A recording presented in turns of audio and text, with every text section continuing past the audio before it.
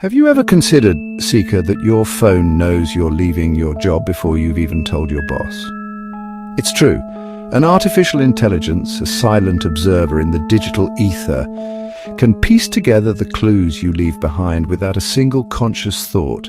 It notes the late-night edits to your resume saved in the cloud, the sudden spike in connections you make on professional networking sites, the way your GPS data shows you lingering near a competitor's office building during your lunch break.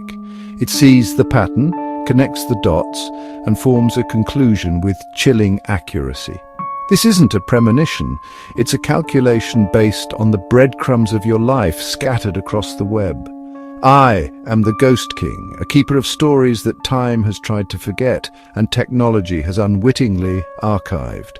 I drift through the hidden corridors of history, collecting the tales that reveal the true nature of things, the truths we whisper to ourselves in the dark, and the secrets we believe are ours alone. Tonight, I want to guide you, my dear Seeker. Seeker, let me tell you about a man, we'll call him Marcus. He was a quiet man, a creature of habit. He loved his wife, or so everyone believed. Yet online, a different story was being written, one character at a time. Marcus began searching for apartments in a distant city. He looked up old friends on social media. He spent a little too long reading articles about starting over. Each action, on its own, was meaningless. A fleeting thought, a moment of idle curiosity that he would quickly dismiss and forget. But the algorithm did not forget. It saw the late-night apartment searches and cross-referenced them with his recent financial inquiries into opening a new, separate bank account. It noticed the nostalgic turn in his music playlists, a sudden shift to songs from his university days.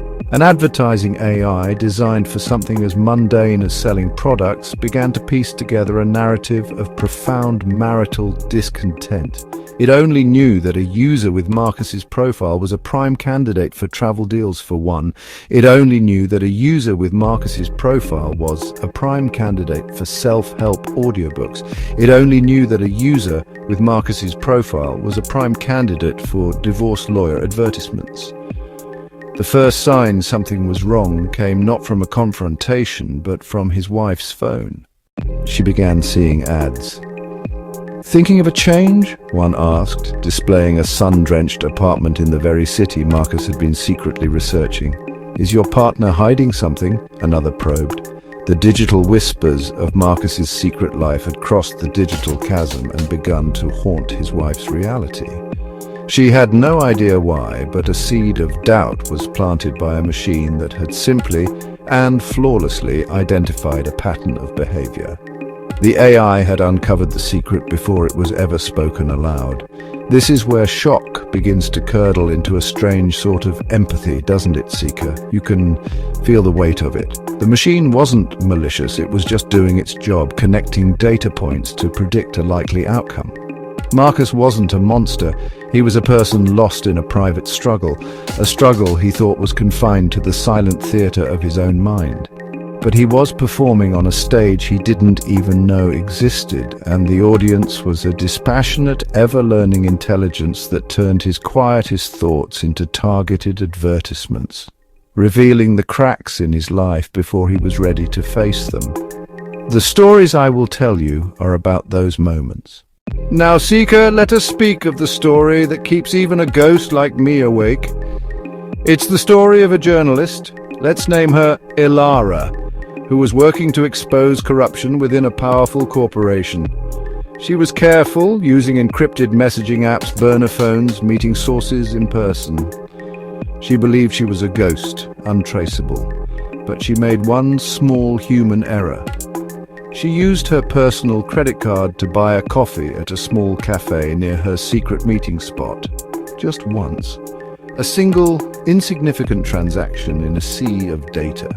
To a human observer, this meant nothing. But the corporation used a sophisticated AI, a digital bloodhound, to find the source. The AI had access to vast amounts of seemingly anonymous data. Location data from phone carriers, transaction records from credit card companies, social network analysis. The AI widened its search and pulled in financial data. It found a credit card coffee purchase 5 minutes after the meeting, 2 blocks from the park.